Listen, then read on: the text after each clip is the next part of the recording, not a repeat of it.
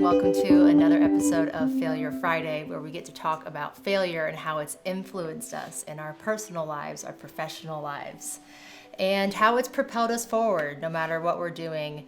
Failure is a part of life. We don't talk about it enough, and the ability that it has to educate each other and other people that are watching, a lot of times complete strangers, is powerful. And that's what this podcast is about.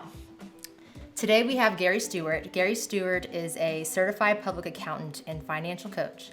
He is the founder and owner of Stewart Solutions. His mission is to empower others because everybody deserves financial freedom. Gary, that is a very vague bio. I would say it's vanilla, right? It's PG-13. Give us some more background about who you are. Pretty much, a normal guy. So I am a CPA, like you said, and financial coach, but, I love golfing. I like craft beers. I like traveling the world, spending time with my family. But on a professional level, like my jam is really helping people pay off debt and take control of their money and really just go after their financial freedom, whether that's time or money. It's interesting because I think CPAs get a bad rep for being really boring, but to be a financial coach, you have to have, I don't want to say extroverted, but you have to have extroverted tendencies, right? You have to be able to talk to people. You have to have the skill of pulling them out of their shell and getting them to fillet themselves open like a fish for you so you can help them. So those are two polarizing fields that you somehow managed to marry. Which one did you go into first, and how did you kind of crawl your way in to the other aspect of it? Yeah, so I went to college to be a Spanish teacher. Wow. And then I Googled how much Spanish teachers make, and I was like, all right, well, I think I'm going to change my major. Okay, Gary, it took you till college to realize how much Spanish teachers make? Listen, I was young and naive. I didn't know. So freshman year, I switched my major to forensic accounting because I was going to work for the FBI and knock down all these white collar criminals. So I went to school for forensic accounting, and my plan was to go to the FBI, be a white collar crime, fraud investigator. And then, 2012-ish, I was like, you know what? I think I'm going to get my CPA instead. And I ended up, getting my CPA license, and my career was flourishing. I was moving up the ladder pretty quickly in one of the big four accounting firms. And I was going through all these personal financial struggles, right? It's you get these big bonuses, and it's really fun. You're going out to happy hours, the company's whining and dining you, and you're like, all right, I'm living the American dream. But in the back of your mind, you're like, I don't know, I have a lot of student loan debt and credit card debt and all these vehicles and things. So I just kind of felt funny because I felt like a fraud myself. Imposter syndrome a little bit. Yeah, exactly. And then when I met my wife is when we really when we merged our finances, and it was okay, I was in a bad spot, and it was cool, whatever. I was the typical young professional. But then when we got married, it was well, she was too. And then it's we had this huge mess. Oh, and, really? So you yes, both were financial fuck-ups. Exactly, yeah. So it's when we got married, it was okay, this is individually, I was fucked up. And I was it's fine, I'll figure it out.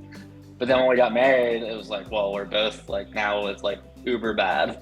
So that's when I kind of found coaching as a side hustle. And I was look, I'll teach people some of these foundational concepts that I'm learning anyway to help my own self, and I'll use that income to speed up my progress. But then I absolutely fell in love with it, and just going through my own transformation, helping other people. And I was wow, this is I guess not as common sense as it may seem. And then I turned it into a full-blown business. Did you confide in people as you were bringing them on? Like, hey, like I'm going through this while you're going through it. Or is that not something that you disclose initially? No, I would say like the cornerstone of my coaching practice was very much like open and honest and very transparent with people, like where I was. And I would say like when I first started out, coaching someone else that was debt free while I still had a ton of debt was a little nerve wracking, and I felt like almost, like you said, imposter syndrome. But then I quickly realized as I coached more successful people that it's like, well, no, they have blind spots too. And, you know, they can benefit from this just like, you know, anyone that is in debt. So it's a really cool profession. I really like that. Well, it makes you more relatable at the same time. Like I've gotten to a point where I only want to work with people that are on the same financial journey as me. I want to work with people who are, you know, finding other ways of passive income, starting businesses. Those are the people I get the most enjoyment out of, because the things I'm researching, I get to share with them, right? Yeah. I'm not really a good fit for the person who's just trying to pull money from the assets they've accumulated over the last 50 years. Like I want the person trying to make moves so we can make moves together. And it sounds like that's kind of the cornerstone, as you put it, of your business as well. So that's dope. But this podcast is about failure. So I imagine you're going to kind of dive a little deeper into some of those financial struggles. So let's go straight into it. What is the failure you would like to discuss and use to help other people? Yeah. So like I said, when we got married, I was trying to merge our finances and it was like a complete disaster. I was like, this is like, I don't know, like the honeymoon's over. Like, are we going to survive this marriage, or like, are we going to get divorced in like the first 6 months? But basically I was really struggling. Not the fact that we had to like merge our finances. I was cool with that. I was like, you know, I wasn't like, oh, it's my money, that's your money. Like, you know, whatever. Like, you know, you're married, you're a team, you got to work together and merge your money. But the thing that was really struggling was it almost felt like there was too many chefs in the kitchen, right? Like all of our money is going in one checking account, and then it's like, all right, we got paid, cool. Like now we have all this money, and then like 2 weeks later, we're like scraping by. It's like, what is going on? And then, you know, I took an inventory of all of our bills and debts and things. And I mean, we were paying like an astronomical number out just in like monthly minimum payments. I was like, okay, this, like, I'm not going to say I'm like super smart, right? Cause like I'm not like a genius, but it doesn't take rocket science to figure out that, you know, there's only so much income to go around, and we were kind of using credit cards to float our money to make ends meet. And if you take them out of the equation, you quickly realize like, oh crap, we're actually living paycheck to paycheck. And so we took inventory of the debt, and it accumulated to $658,000 of non-mortgage debt. So it wasn't like, no, I know, it sounds Gary, crazy. It sounds crazy. We're gonna pause right there, so I have notes in front of me of like, because I have people before they come on, like, so there's no like surprises, right? Like, you know, generally how the conversation's gonna go. I thought this was a typo, because like your phone number was off by one digit. So I'm like, okay, well, he meant to put like 65, or maybe he meant to put 85, or maybe it's 68, or maybe it's 80, but it says 658K. Yeah, $658,000 of non-mortgage debt. And you want to talk about like stress and anxiety? Well, I would say it was relatively easy because like, so I had, I don't know, maybe $100,000 of student loan debt. Okay. She went to the same school but paid out-of-state tuition, so she had, you know, maybe 150 or something. And then this is the bad part. We had like $218,000 just in credit card debt, which that's the bad part, right? But we had 2 vehicle loans.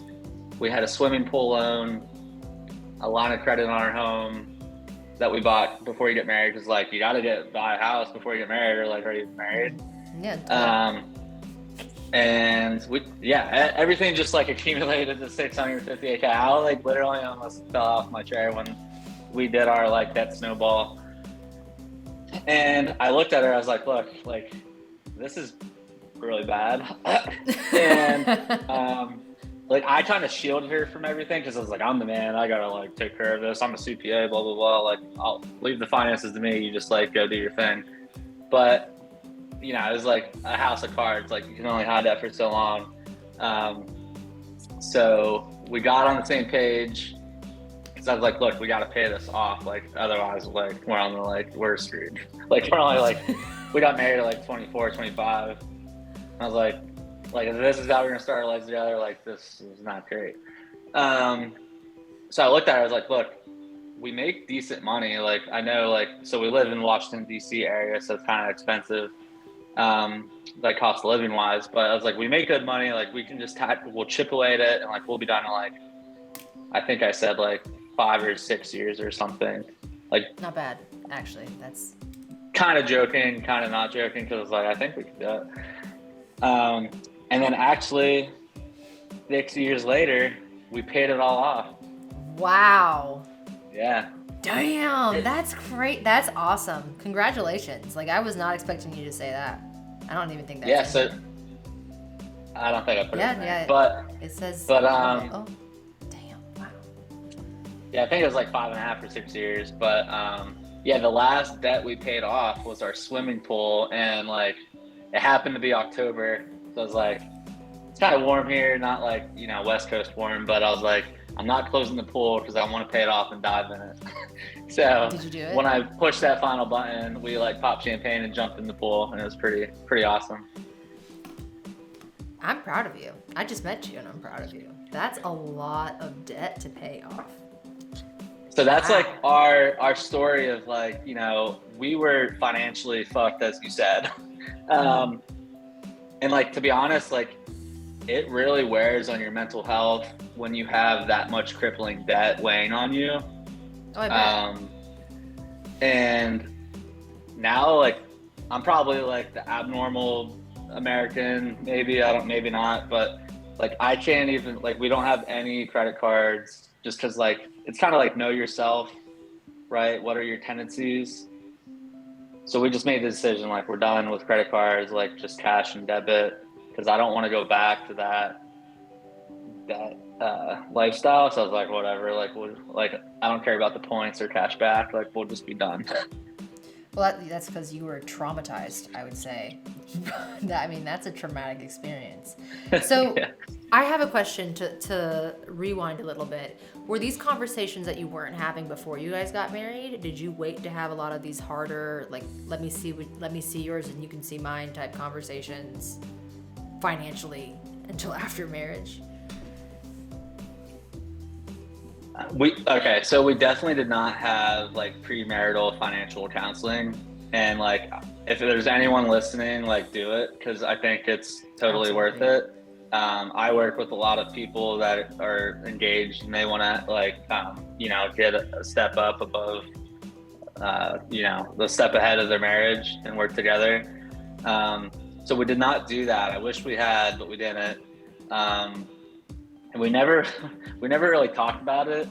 It was one of those things that's like, I knew she had student loans, she knew I did, but like we didn't really know what we were getting into.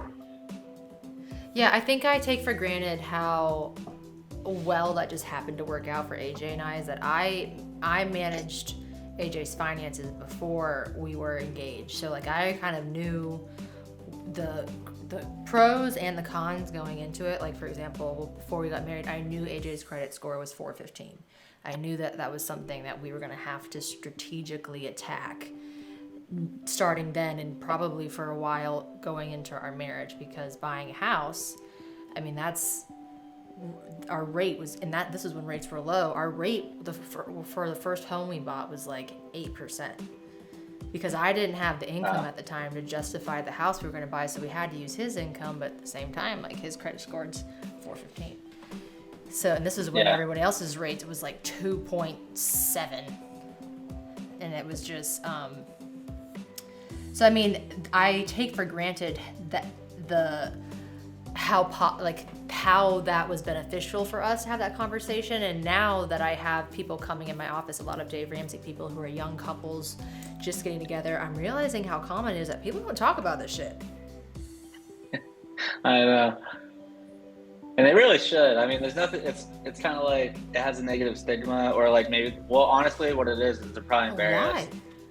Why? Okay, yeah. I mean, they're gonna find out. Yeah, for sure. But the really cool thing is, like, not only did I use my own like personal struggles and stuff to launch my own coaching business, but I developed like a cash flow framework, and I'm writing a book on it right now, and I'm gonna release it. I don't know how long like the publishing thing is gonna take, but I'm gonna guess like sometime in early 24. Couple months, few months, depends on the publishing. What's the book called?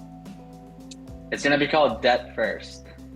So it's a cash flow framework that will help you structure your budget with your bank accounts to eliminate your debt, so then you can have financial freedom and start building wealth. Okay, so when you say structure your bank accounts to match your budget, give us an example with a typical budget. Okay, well, it really dives into like the psychology of humans and how they think and handle money and their behaviors. So like, think of I don't know, who's like George Washington, like the early president. Like their dinner plates were like this big, right? Like little tiny, like probably the size of like our little saucer plates, like for appetizers. That was like the size of their dinner plates. And then over time, those plates kept getting bigger and bigger and bigger. But it was like, you know, your mom or somebody would probably tell you like, oh, like fill up your plate and clean it or whatever. I don't know if that's the saying, but basically humans are wired to consume what's in front of them. So the bigger the plate, the more food on the plate, the more calories you're consuming. Over time, Americans got fatter, right? Mm-hmm. Same thing with money. If you have one checking account and all your money goes into that checking account, you're going to overspend because you have more money at your disposal. Or like credit cards are a good example. You have a big credit limit, right?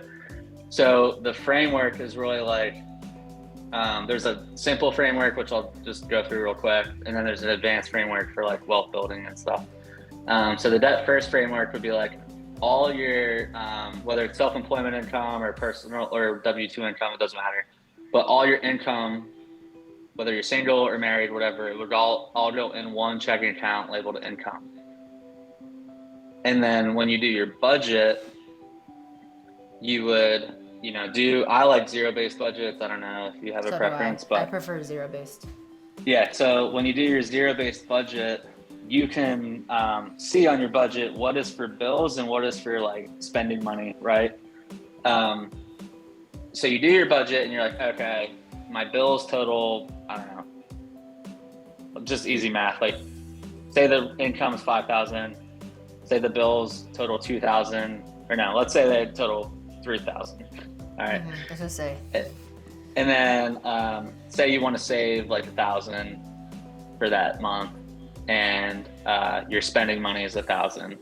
So you have a joint savings account where you would transfer the 1,000 based on the budget. You would transfer 3,000 to the joint or whatever the bills checking account, and then you would transfer 1,000 to the spending checking account.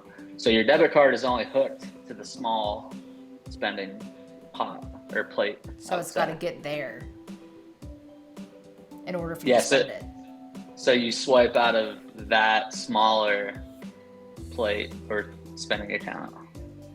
And then if you have debt goals, then you would have like a debt checking account. And obviously, like, depending how quickly you want to get out of debt, the bulk of that monthly budget would go to the debt checking account, and you would pay your debt first.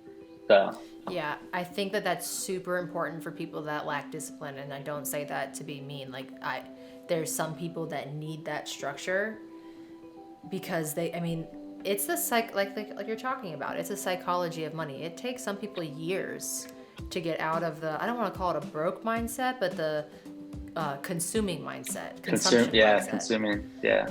Because we really do live in a culture, and a lot of people haven't left the country, but if you've spent a considerable amount of time in any other country other than America, maybe besides like, you know, developed Europe, it's really, they don't consume like we consume. It's still very different. Like when I lived in Spain for a while, I mean, the amount of food you get is different. The plates, like what you talked about, that was actually interesting because that was one of the first things I noticed is the plates are smaller there. The time they spend working is there. You don't see people there's not Amazon trucks everywhere at any given hour constantly on the street, or UPS or FedEx. Like, they just consume differently, and that's the culture. I personally believe we live in the best country, but it's definitely very different and based on, like you said, consumption and spending money. And it's like, what drives that? I think it's probably a lack of contentment, but also like the comparison game. Like, people are always trying to like one up someone else, or like make their lives portray differently than it actually is. Like, you know, like Instagram or whatever is like, you go on someone's page and it's like, obviously that's only going to be the good photos and the good stuff. And I think, I don't know, I could be wrong, but I feel like that probably drives to the consumerism. For sure, but everybody has that in other countries. So like, what's the excuse? Like every you know, Mexico, Spain, all the other countries have access to social media. It just doesn't affect them. Maybe it's just that the means aren't there really because we're a richer country. But I don't, and that was the basis of beginning this podcast, was I was struggling with it as someone who was owning a business and going through every business has struggles. There's different levels and challenges you have to accomplish to get to new levels. And sometimes, you know, you don't want to, but you have to because you started this thing and you owe it to yourself and everybody that you're serving throughout the journey. So, I mean, you have to keep pushing forward, but it doesn't always, it doesn't always feel like it's worth it in the long run. In your business, having this accomplishment, how long had you been coaching before you paid off all this debt? You said it took you 6 years? Yeah, so we started in January of 2016 is when we started our debt-free journey, and it was just shy of 6 years, but October 2021 is when we officially became debt-free. I started coaching in 2019, so I coached for like 2 years while I was still paying off debt. Yeah. So when you did pay off debt, did you tell all of your clients? Yeah. Of course you did. I was like, you can't keep something that secret. Oh, I wear it like a badge of honor. Like, I have t-shirts that say like debt free, and I'll like wear them to the gym, and people are just like look at me like, what does that even mean? I'm like, it means I don't have any bills. Like, people genuinely don't even know what it means. Because they can't, like, they can't fathom a life without not having like a car payment or like any payments. And it's like, no, this is very much possible for anybody. You just have to change your mindset and get intentional and go after it. It also pays to have your spouse on the same. Oh yeah, you cannot. I would never have been able to do it without my wife Jill. Like, was she on board from day one? No. Like, what 25-year-old woman wants to be like, hey, we're gonna do this thing called a budget, and like, we're not gonna go out to eat all the time anymore, and like, we're gonna have to like be more intentional with how we spend our money. But I think what got her on board was, because we were both obviously in a really bad spot. But once we started winning, and she saw like, oh, like we just paid off like a couple of credit cards like in the first month. I think, it did take her probably, I'm not even gonna lie, it took her probably like to get fully like gung-ho about it, like probably the first year and a half. But oh wow, we did not, I didn't let her give up and she didn't give up. So I think, it wasn't like we like crushed it and like we were this perfect power couple that like just blew through all this data. It was a roller coaster for sure. I don't think that's realistic either, and that's important. That's important to talk about. Like, it's not a straight up journey. It's not like you decided one day we're going to pay off this debt. It was just, you know, sunflowers and daisies from there. There's going to be struggles. There's going to be ups and downs. There's going to be, I don't want to compare it to an addiction, but you're going to have periods where you almost relapse with your spending. I see that, at least in my practice. Happens all the time. Right. Where I see it all the time. And then they Emotional go spending. just like on a binge for a month. Yeah. I mean, I'm not going to say any names, but like I had one client go through something traumatic and she was killing it for like the first 6-7 months. And then she relapsed and like racked up like $10,000 of credit card debt.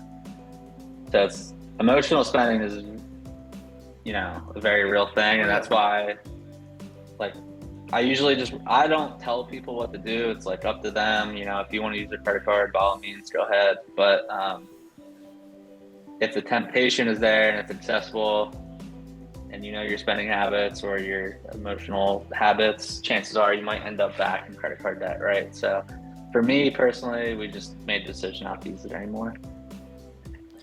So piggybacking off that, let's get specific. What were some real things that helped you be successful, real players in your journey that people can use that are listening to this or watching this to help them if they're in the same type of situation that you are?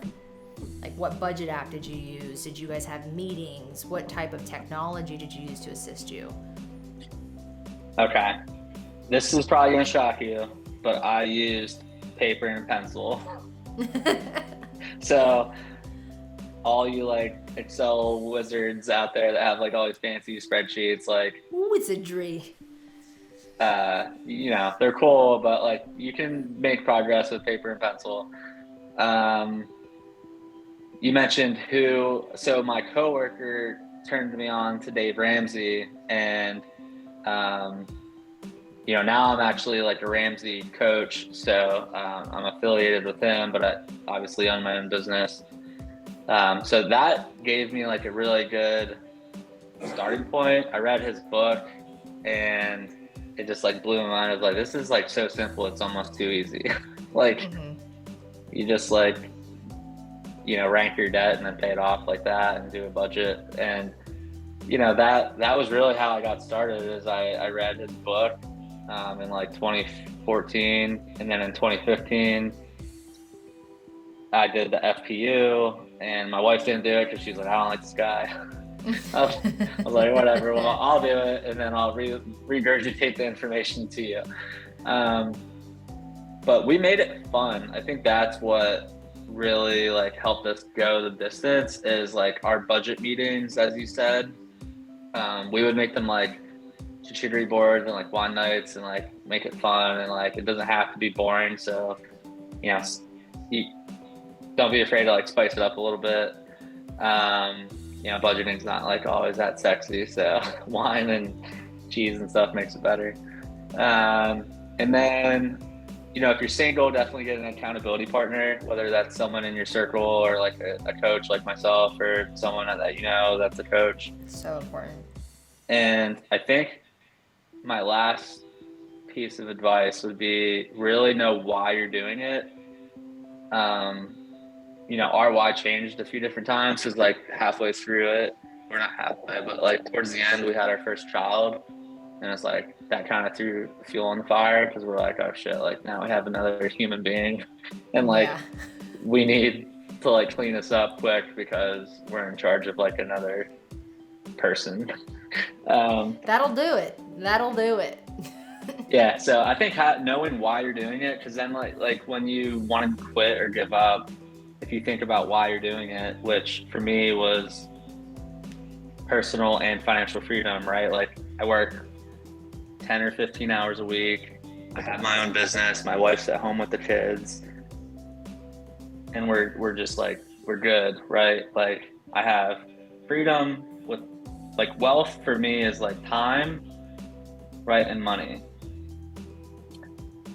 So I don't need to have $50 million or whatever. If I make a couple $100,000 a year and I have tons of free time, to me, that's like my version of success. I think that's beautiful. I think that's most people's version of success. And again, I think especially when we're younger, we get wrapped up in this, and me especially, like I'm speaking really to myself right now. It almost feels like if we're not busy, we're failing. But because like I'm the type of person where I can go on vacation and the first 3 days, like I'm good, like I'm having a great time. But like that fourth or fifth day, I'm like checking my email more frequently. Like every time I'm sitting down, I'm checking my email. I'm like looking for things or excuses like, oh, sorry, I can't go on this excursion. I gotta work. But I would love to value time like you do. And I hope one day I can accomplish that. But that's amazing. So early on in your career that you can say that you've accomplished that. And do you still only have one child, or have you added more spawns to your pet? Yeah, we got more. Yeah, so we have a 3-year-old, which was when we were in the midst of our financial transformation, and then now she'll be 9 months in a few days. Oh wow, you have a fresh one. Two girls, yeah. 2 girls? Yeah, 2 girls, 3 years old and 9 months old, and I don't know who would want to have. I don't know how many kids you have, but I think we're good with 2. 3 just seems like I don't know, like I would go crazy. We have 2. We have a boy and a girl, and I feel like that for me that was like, this is perfect. Let's just call it quits here, because I think with owning a business, again for me, that's like my I'll call it my 3rd child, but like the child that, yeah, I mean, I love my kids more, but like that kid also, like if I put the work into my business, that kid doesn't talk back. The kid, I don't think I could, it would not be fair for me to have a 3rd child to that child, because I don't have the capacity to give it what it needs. But I think 2 is great. And you have a good age gap. I think what you're saying is like totally right. Like, but like some people like don't get like owning your own business. Like if you actually have that entrepreneurial like spirit, and like when it's starting out, it's a grind. Like, you know, you're like, I was doing coaching sessions for happy hour, like, which was at the time cool, because I was like, you know, I get to have fun, and like I'm paying off my debt, and like I'm helping somebody. This is cool. But then like I quickly was like, all right, this is like a hobby, not a business. But now it's like, I don't know, you get like super jazzed up, because you're right, it is like your baby, and it's like it's so much fun watching it like grow, and you can basically do whatever you want. You're like, oh, I think I'm gonna launch like this different service offering, or yeah, I'm gonna try this, and it's like, well, that didn't work, I'm gonna try this, and oh, well, that didn't work, now I'm gonna try this.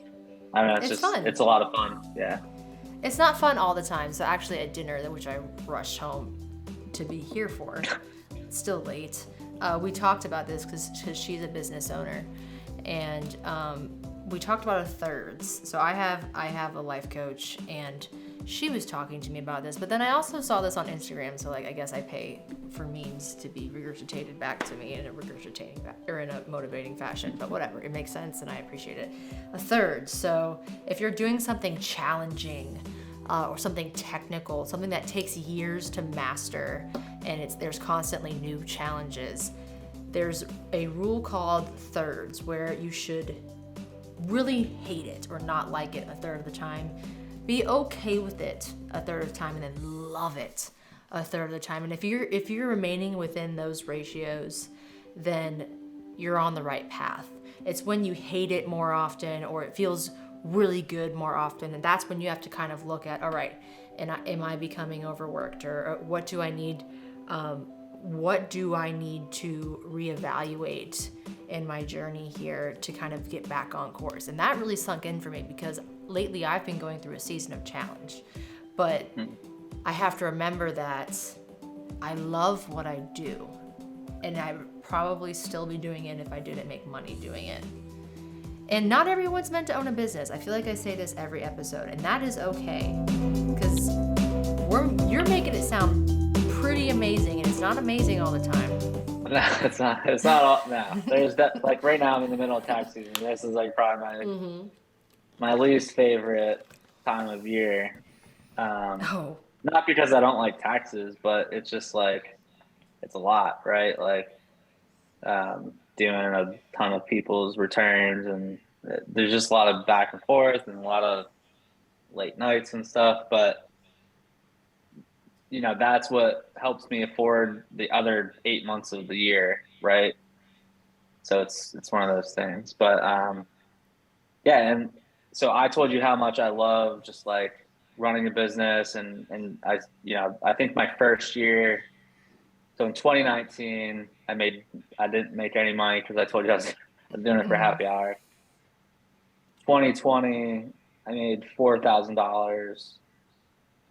2021, I made like 12, and then in 2022, I hit six figures Whoa.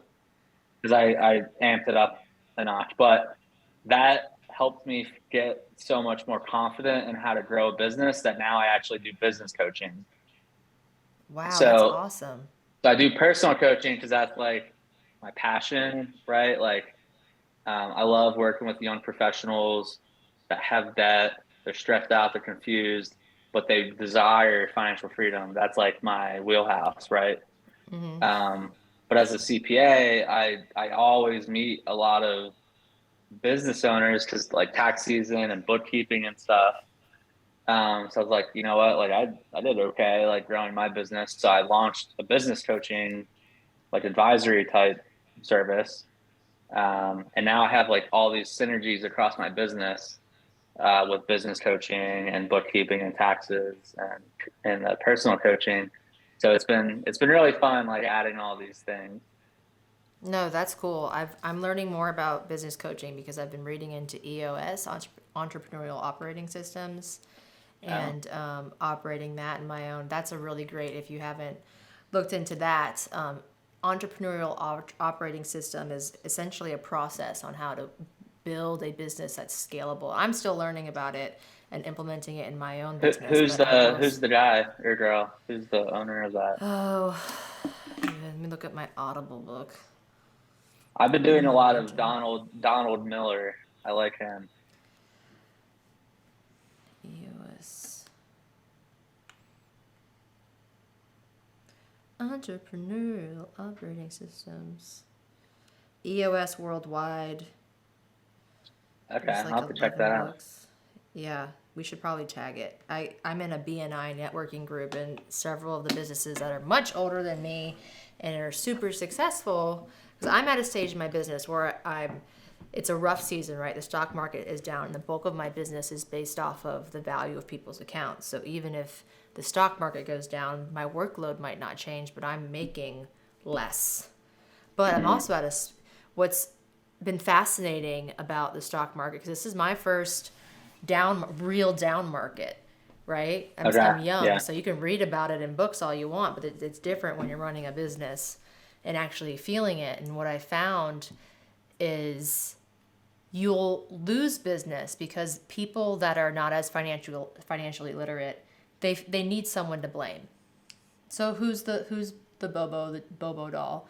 They're going to blame the financial advisor. So you'll have a business outflow in our industry, but then you'll also have a massive inflow of people who are doing the same thing to their existing advisors. Well, I feel like okay, I hear what you're saying, but I think and hopefully someone that maybe you're listening and you're not like super confident in investing. So hear what Kendall is saying about, they get scared, they make a decision based off fear, and then they bail, and then they lose money. Like if you were at the amusement park and you were going up the roller coaster and then it does a nosedive, would you jump off the ride? Like probably not, right? So That's just actually a really great analogy.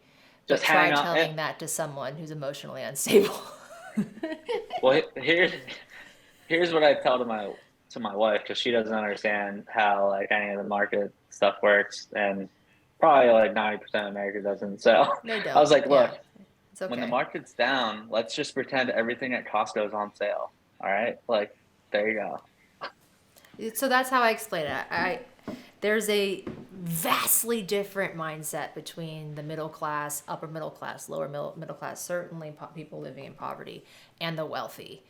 And the difference is millionaires and billionaires are made during recessionary periods. That's just the way the world works. There's people, and that's what increases the wealth gap is periods like this, because the wealthy come in and they just see opportunity. So while people are selling, the middle class, lower class, that space is selling out of fear, you have the big dogs come in and buy up more shit because everything is on sale. And then when the market goes back up, well, who has market share? The same people that you're saying capitalism sucks, Illuminati, those people that have the mindset when you're fear selling, they're coming in and buying everything. I mean, this is when you see private equity firms coming in, and right now, and especially in our area, you're seeing these big private equity firms coming in and buying all the dog parks and veterinarians offices that popped up during COVID when people bought all these animals. Well, we saw an increase in dog parks and dog boarding, and now those businesses are starting to do poorly. And private equity firms, I mean, I have 3 dog park clients that own, and they do really well, but private equity firms are knocking on their door. So and that's just an example, but it's how our world works. It doesn't matter who's president, and we still have recessionary periods about every between 10 to 15 years. We're freaking due for one, guys. Well, and you know what would help the middle class or lower middle class or whatever we're going to call it, is the reason that upper middle class or the wealthy can swoop in is because they have discretionary income and probably very little debt. So that's why I think becoming debt free is so important, because that'll free up the cash in your budget to allow you to take those opportunities. Because like if you're living paycheck to paycheck, and even if you know it's the right thing to do, you're not going to be able to do it, right? Because you're not going to have the discretionary income. Exactly. Preaching to the choir. How, Gary, would you like people to reach out to you? What's the best channel to hit you up? Yeah, so my website is stewartsolutions-cpa.com. No pressure, non-sales call. You can book your time with me there. I give my first hour just to get to know you, understand what's important to you, your top goals, and it's really just a time to connect. And if it's a good fit, great. If not, you're definitely going to leave with some value. Amen. That's what I like to do as well. I'm not a salesperson. If I can't help you, I'm definitely going to give you to someone who is, and it's refreshing to hear that you do the same thing. Yeah. It's all about, I don't know if you take this mindset, but it's not affordability, right? Anybody can muster up some money to get help if they really want help. It's really about possibility, right? Like, what's possible if we work together? What is your life like now? How would you like to be different? And if you make this investment and you get the results, is that worth it to you? That's like as simple as I make it. And at the end of the day, they get the dignity of making the choice. I agree with that. I actually find myself I had a call the other day, and he was like, I feel like you're trying to tell me not to work with you because I talked Sometimes you got to do that. Well, because it's really important to me. I put a lot of effort and time in getting to know people, especially in the beginning of our partnership, getting to know their finances. And I've found, and if you've been on a call with me, you've heard me say this, that when people come to me, it's like it's something on their to-do list. I got to get my finances in order. Or I got to hire a financial advisor. And they don't realize that this relationship is a give and take for if the rest of our lives, if we're going to be together. Because the idea is it's a big commitment. Yeah, it's not this. I don't want to be a financial advisor for a client who's never going to look at their account, who's never going to ask questions, who only wants me to call them when something's wrong. I have quarterly meetings where I want you on the phone. I want you asking questions. Otherwise, it's boring. Yeah, you're not like a robo investor, right? Yeah, so if they're not down with that, that's not who I want to work with. But so for me, it's less about affordability. It's, are you ready to be in a relationship like this? Because I don't want to use my resources, my customer service representatives chasing you down for a meeting when there's people that want to be in a partnership. And it sounds like you operate very similarly. Yeah, for sure. I mean, I think I was like looking at your Instagram to try to get like a feel for your like personality and stuff. And one of the posts, while it was a funny meme, it actually like is a serious post, and it was like sometimes you have to say no so later you can say yes. And I mean, sometimes it's just not a good fit, and you have to turn down the prospect because either it's not a good fit or they're not genuinely like ready for the transformation, Mm-hmm. or whatever the reason is, right? But um, for any business owners out there, like I love that post because it's Oh. a very deep meaning, right? Because if you say yes to every opportunity that walks through the door, you're going to lose out on the ones that are going to be the best ones for you. And that's the beginning of building a niche. And I would say most people struggle with that in the beginning. I mean, I cringe. I cringe at the things that I did for people in the beginning of when I first started. Like, and those clients that I still have from when I first started, I had to have conversations with most of them once I got rocking and rolling. Like, hey, I know that I met with you on a Saturday at a shopping mall. That was a 45-minute drive for me.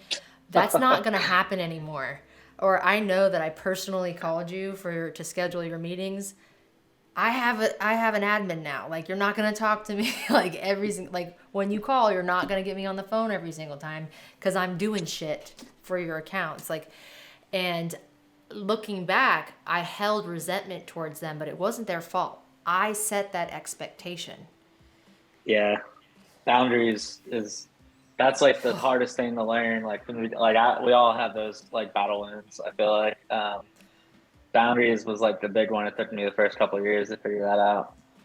Oh yeah, and if you learn nothing in your first starting a business, set fair boundaries. You still need to work for the business because there's going to be someone else around the corner doing the exact same thing you do. You still have to be there has to be an incentive to work with you, and you have to be likable. But unrealistic, enforced boundaries that are fair and consistent in the beginning. I wish I could go back and do it because those conversations were hard to have, but that's a good tidbit. Yeah, I like what you said too because I do the same thing. It's like expectation versus the agreement, right? Who you Yeah. telling, man? Who battle wounds, but It's almost like we've been Gary. through some gnarly stuff. Oh yeah. Oh, I could tell you stories for days. We'll have to connect offline, but thank Yeah, you, after tax thank season, you. we're gonna have to do this again for sure. Yeah, maybe with a couple more drinks. We'll have to bring Jill on and hear her side of the debt payoff story. Yeah, yeah. If anybody has crippling amounts of debt, like you can absolutely do it. Just get serious about it and get intentional. Yeah, and I mean, take it from him. That's the most debt I've seen. I have to say that is the most I've seen. So that's impressive. But thank you so much, Gary, for coming tonight. Thank you for being flexible with me. Um, we'll stay connected, and we'll make sure to tag your Instagram. You have Facebook? Yeah, Facebook. I don't remember the handles off the top of my head, but Okay, I we'll have tag your Instagram. yeah, Facebook, Instagram, my website. So Yeah, and you'll have to keep me updated on the book when it comes out, and we'll do a post and possibly another podcast episode to kind of get that out there and go into a little bit more detail about that. But thank you. yeah, I And saw you wrote a book. I have to ask you. Sorry, I don't mean to cut you yeah, off. no, you're fine. You wrote the book. Is it like the hardest thing you've ever done? Because I feel like I'm like, what is this process like? So the book was something. So the book, I was raised with financial literacy always in the background, and I didn't appreciate that until I went to college and I realized that most people, when I say most, a vast majority of people don't know basic financial concepts, and much less they don't understand how the stock market works. They're not talking about this in their household. Their parents aren't talking to them about finances. They don't know their parents' finances or how much, like what the bills are. So I did, and I talked to people about it. And I had a friend over I went to FSU, and FAMU's right next to FSU. And he came to me, he was like, look, I go to school with some of the most brilliant people, and a vast majority of my people don't have a financial literacy foundation due to years of systematic racism and just oppression. Yeah. And I was doing a financial comic strip at the time. I can draw. And he was like, help me write this book. And I feel like the people that need to hear it are kids. It's harder to ingrain principles like that into adults. You know, we have it's harder for us to learn. So let's do it for kids. And I was like, okay. So he brought me a skeleton, like I think it was 5 pages. And I wrote it not more as me giving myself back to, because I'm going to be real with you, I felt guilty. Like I was like, why do I deserve to have this? And then there's people who are twice my age who don't in a marginalized community. So I wrote that book not expecting it to sell it, but more as like I need to do this. And I think we did everything wrong that you could possibly do wrong in publishing a book. It took us 2 years. Oh, wow. Okay. To get that thing out and selling. If I could Then you do gotta it market over, it. It's like, oh yeah, we did everything wrong. If I could do it over, I would have saved up money and invested money in a good publisher, I would have gotten a editor. So we were just like doing it ourselves. Like I wrote it, and then we were just like reading over it every month. And every time we read over it, we'd find grammatical errors. We'd find structural errors. I would hire an editor and a marketer. right. Yeah. Okay. That's the process I'm in right now, but it's like, yeah. It's terrible. I'm like, I don't know, just finding the time to sit down and write. You gotta, like, I just did put it into my morning routine, but I was curious, like. Join Facebook groups. Those were really helpful. Well, I was thinking maybe I need to go on like a writing retreat, right? We didn't do that, but I've heard really good things about those. And I could like go on a vacation and maybe I'll write, and then. No, But, there's writing retreats specifically for genres, like where a group of people will go to the same place that are in the same space, and they'll like be a creative focus group. I'm gonna send you some Facebook groups that were helpful on the back end. They're just people trying to figure this all out, and they share resources. Okay, all right. Well, I'm sorry for derailing your ending, but I had to know. No, you're fine. You're fine. But I do appreciate you, and I would love to help you in that space. But for tonight, I'm going to let you go to bed, and I'm going to go pass out. And thank you for coming on, and let's talk again soon. All right, for sure. Have a good night. Night.